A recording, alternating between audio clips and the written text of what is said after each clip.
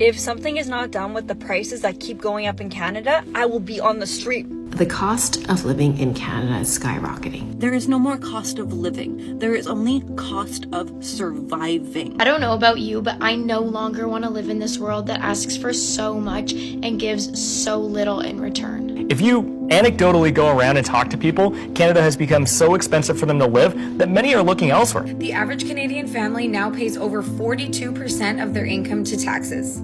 Yeah, we're finished.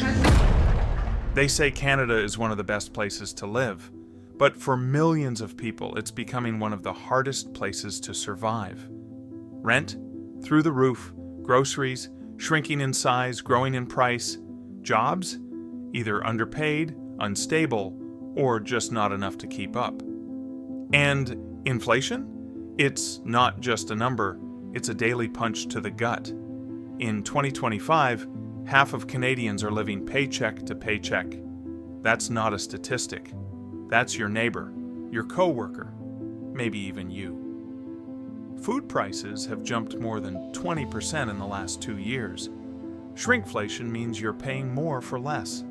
Smaller cereal boxes, thinner toilet paper, fewer chips in the bag. And rent?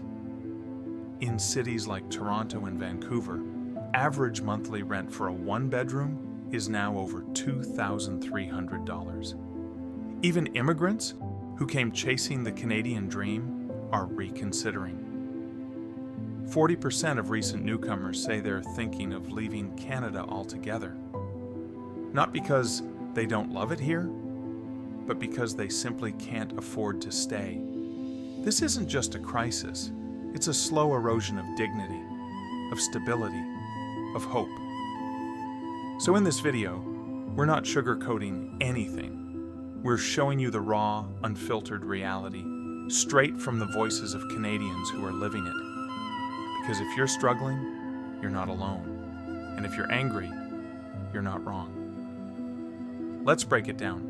Canada has become such an expensive place to live, and there are so many people that are now priced out of the market. It's increasingly challenging for people to live near where they work. It's increasingly challenging for people to pay for their groceries on a daily basis. And whether or not we're in a technical recession, it's kind of besides the point. If you anecdotally go around and talk to people, Canada has become so expensive for them to live that many are looking elsewhere. They're looking at different provinces, and in some cases different countries, or maybe they're reconsidering whether they should be coming to this country because expenses are so high. Yeah. And that is a serious problem. It's political, but it's really economic because it's going to make Canada a less competitive place in the world. I don't know about you, but I no longer want to live in this world that asks for so much and gives so little in return. Groceries feel like a luxury.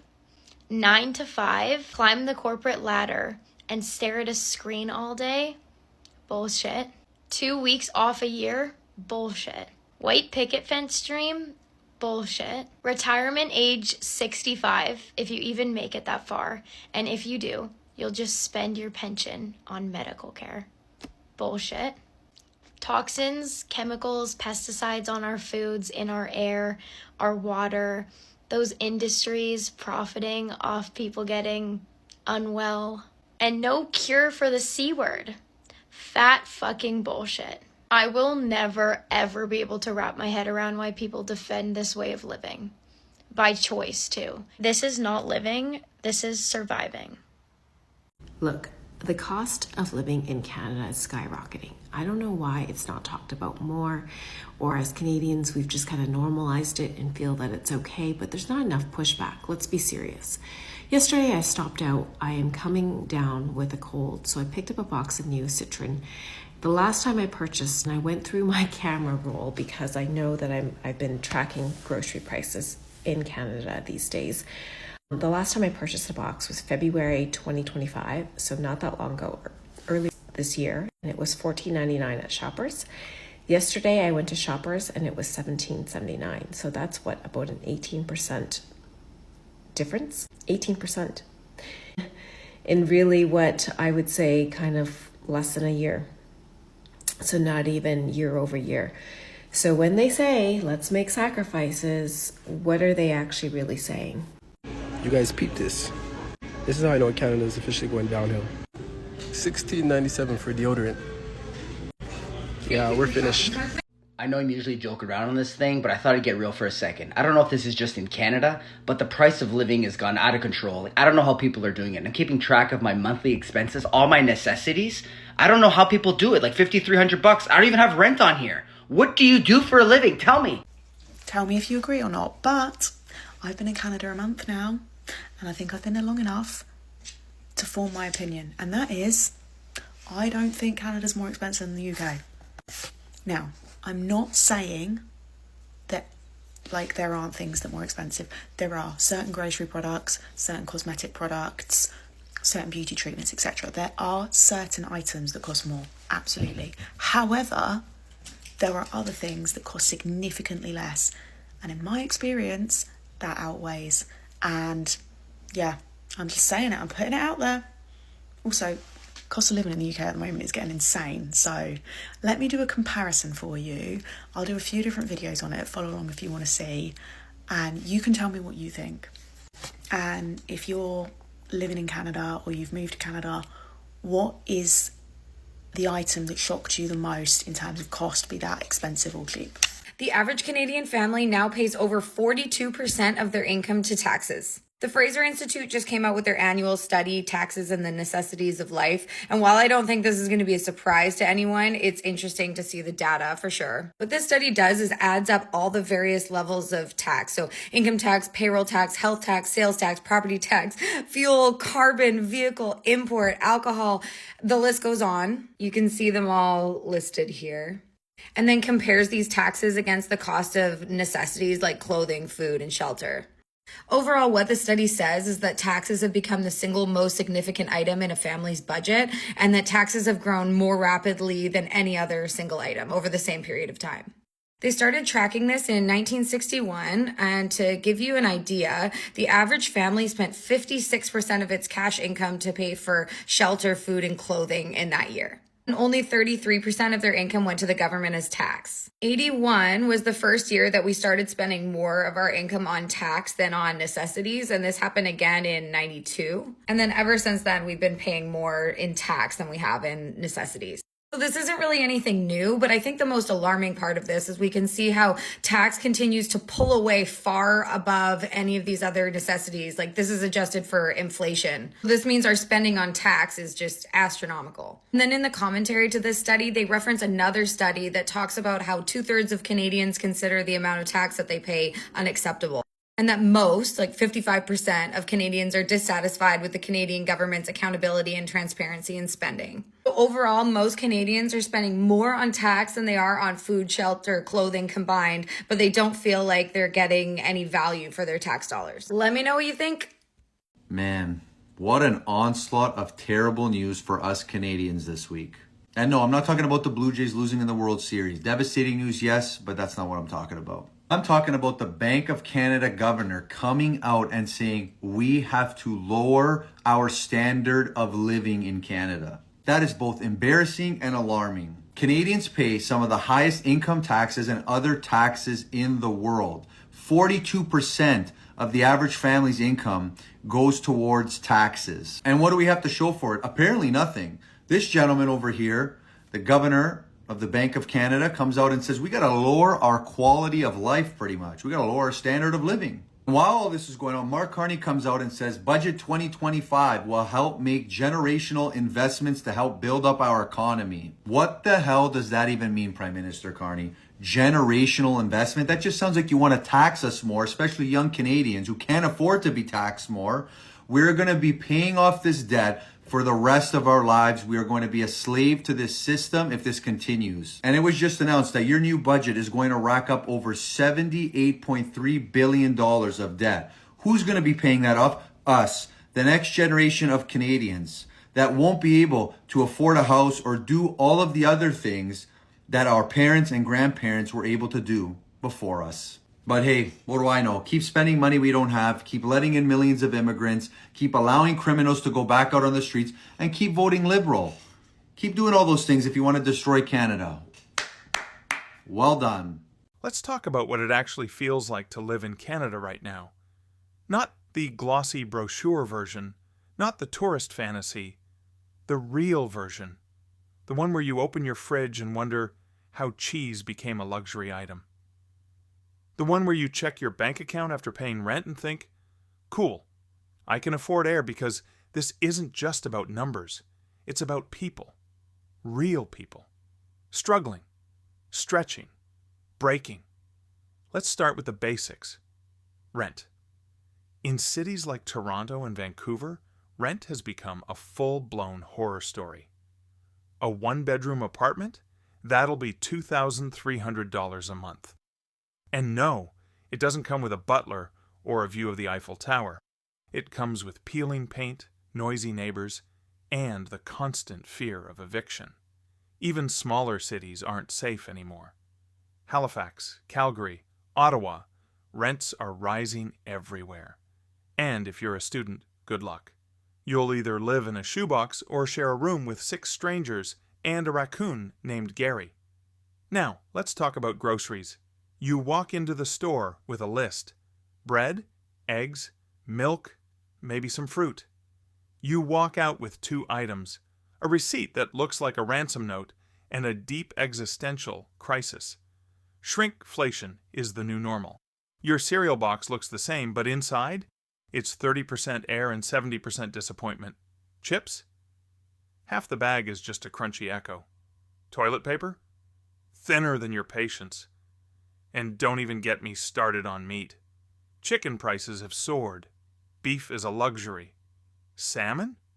That's for people who own yachts. So what do people do? They cut back. They skip meals. They buy less. They stretch everything. And still, it's not enough. Now, let's zoom out to the job market. Canada loves to talk about job creation. We added 40,000 jobs this month. Great. But what kind of jobs?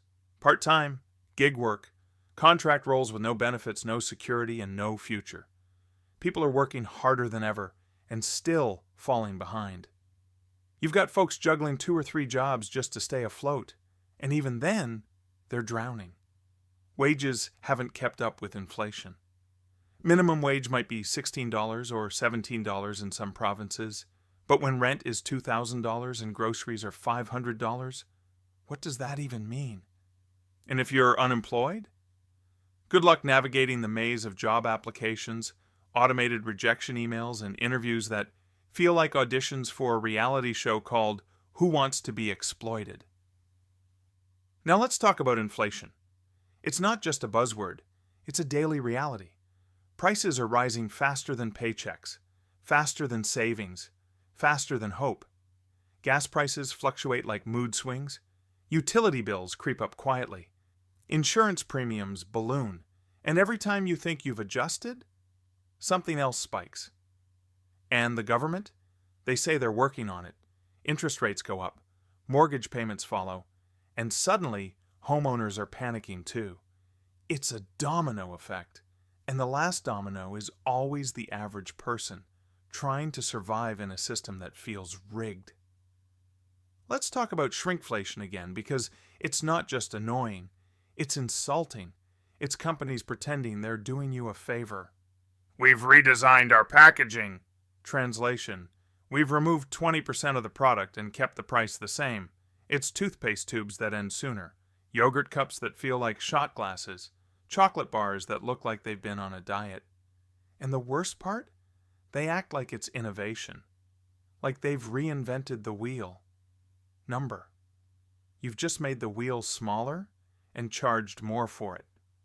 Now let's talk about mental health, because this crisis isn't just economic, it's emotional. People are stressed, anxious, depressed, burnout. And it's not because they're lazy or weak. It's because they're exhausted from trying to make ends meet in a system that keeps moving the goalposts. You've got parents skipping meals so their kids can eat. Seniors choosing between medication and groceries. Young adults stuck in their childhood bedrooms because rent is a joke. And through it all, there's this pressure to stay positive, to hustle, to grind, to manifest abundance. But how do you manifest abundance when your fridge is empty? Let's talk about immigrants. Canada loves to brand itself as welcoming. And yes, many people come here with dreams. But reality hits hard. 40% of recent immigrants are thinking of leaving. Not because they hate Canada, but because they can't afford to stay. They face job discrimination, credential barriers, and housing nightmares. They're overqualified and underpaid, and they're tired. They came for opportunity. What they got was survival mode. Let's talk about families. Raising kids in Canada used to be hard. Now it's borderline impossible. Childcare costs are brutal. School supplies are expensive. Extracurriculars, forget it. And feeding a growing child? That's a full-time job. Parents are working overtime, sacrificing everything, and still feeling like they're failing. And the guilt? It's crushing. I just found out that the city that I live in, that I was born, raised, grew up in, is now the third most expensive city in the entire world. I live in Canada. You hear cities like New York being the most expensive. It's known to be the most expensive.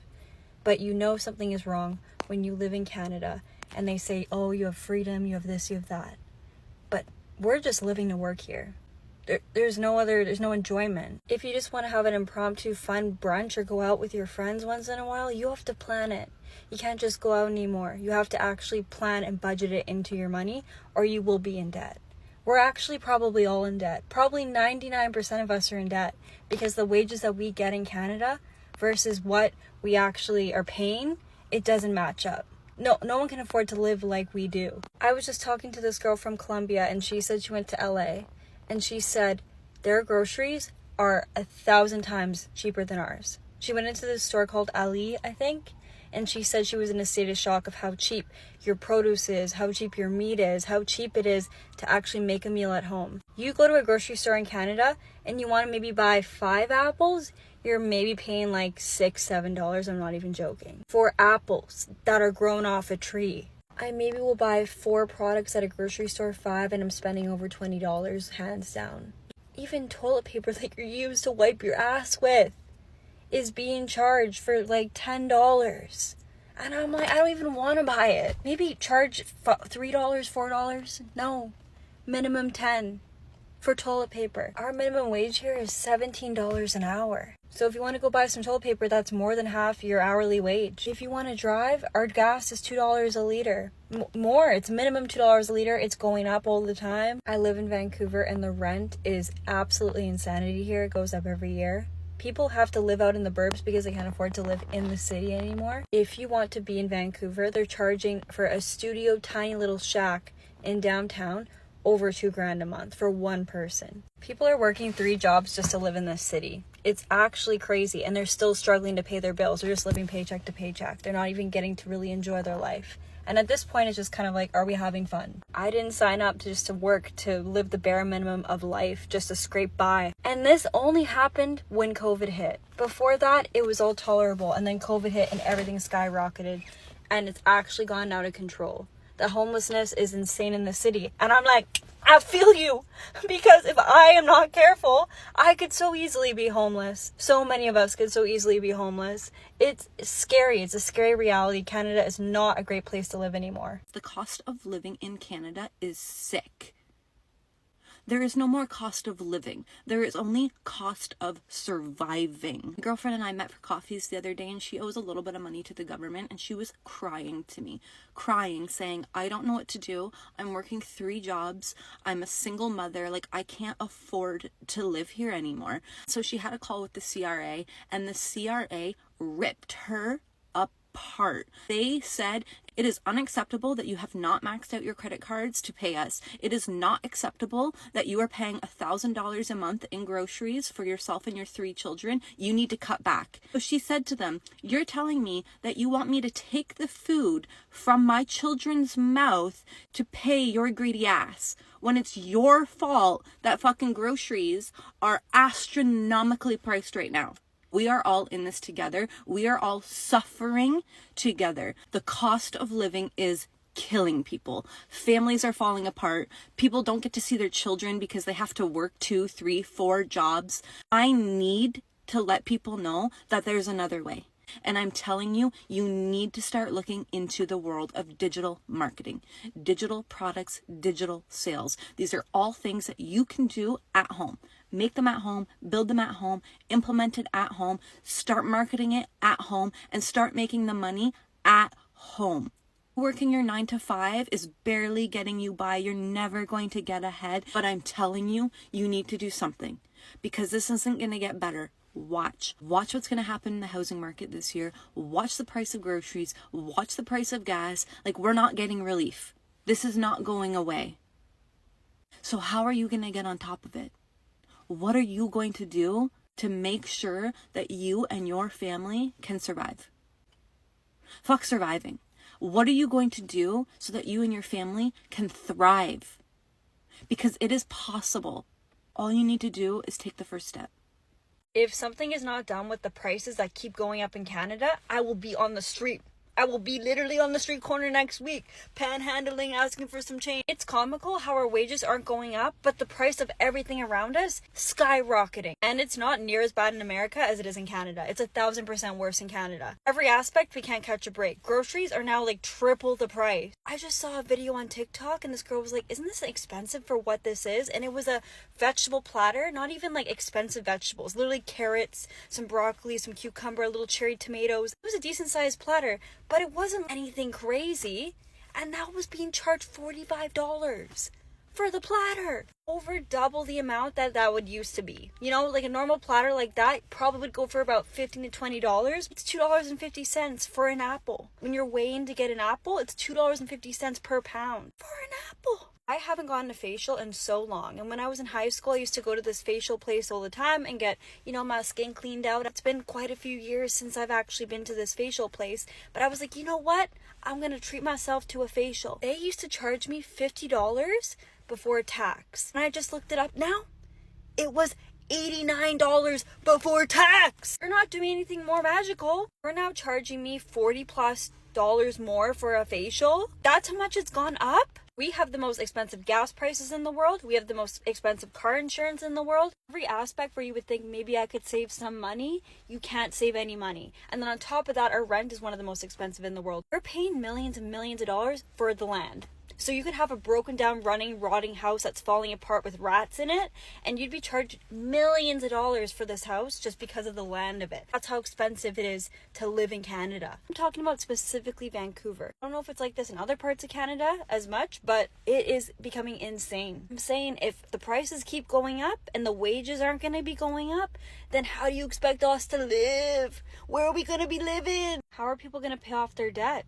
If you have debt, you're basically just going to keep working to pay off the minimum of your debt. You're never going to be able to pay it off. It's not a way to live. So now you've seen it. The clips, the voices, the frustration, the facts.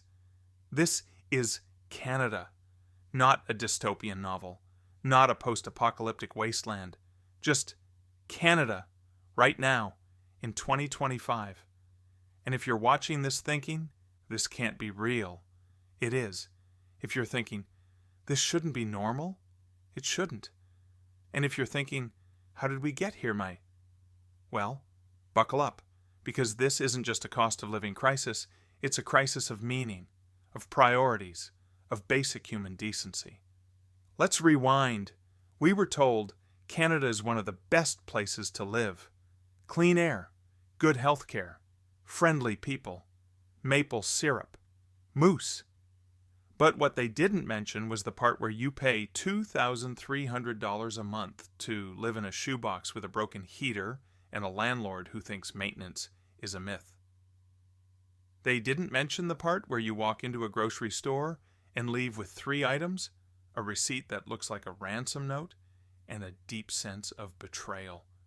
They didn't mention the part where you work full-time, maybe even overtime, and still feel like you're losing a race you didn't sign up for. Because this isn't just about rent or groceries or gas, it's about erosion.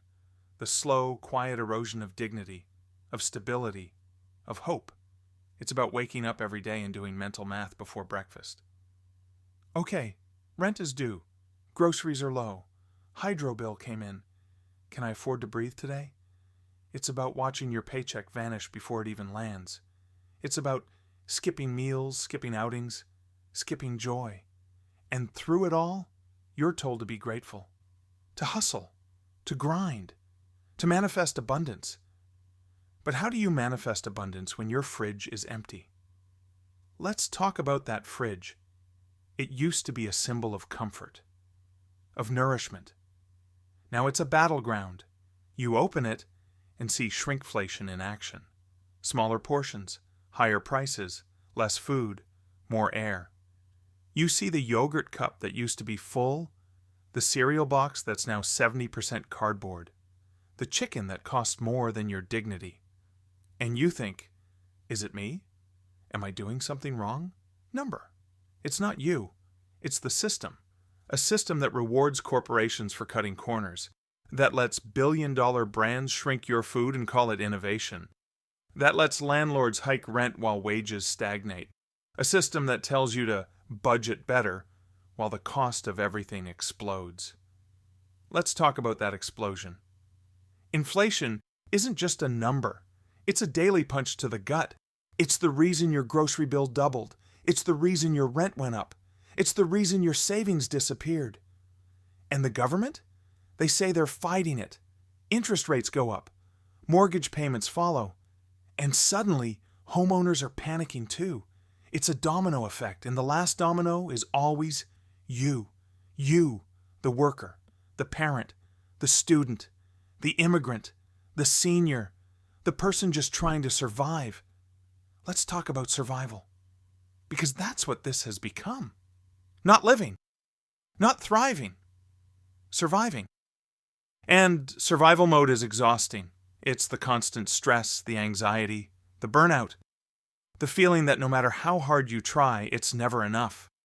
It's the guilt of not being able to provide, the shame of asking for help, the fear of falling behind. And it's silent. There's no headline that says, millions quietly drowning.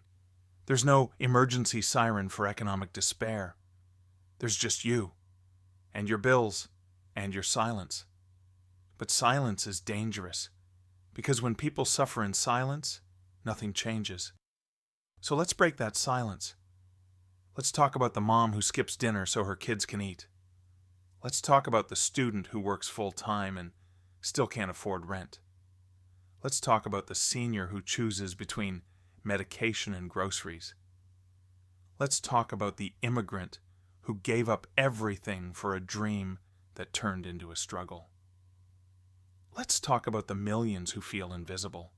Because they're not invisible, they're just ignored. And if you're one of them, if you're tired, frustrated, angry, you're not alone. You're not weak. You're not failing. You're surviving a system that's failing you. And that's the truth. Let's talk about truth. Because truth is powerful. It's uncomfortable. It's messy. But it's necessary. And the truth is, this is not normal. It's not normal to pay $8 for a bag of grapes. It's not normal to spend 60% of your income on rent. It's not normal to work full-time and still be broke. It's not normal to feel guilty for eating. It's not normal to feel ashamed for struggling. And it's not normal to accept this as normal. So what do? Do we fix it overnight? Number. Do we have all the answers? Definitely not. But we start by seeing it, naming it, feeling it. We start by refusing to accept this as normal. We start by validating each other, by sharing stories, by demanding better. Because change doesn't start with policy. It starts with people, with voices, with truth. And this video, it's part of that truth.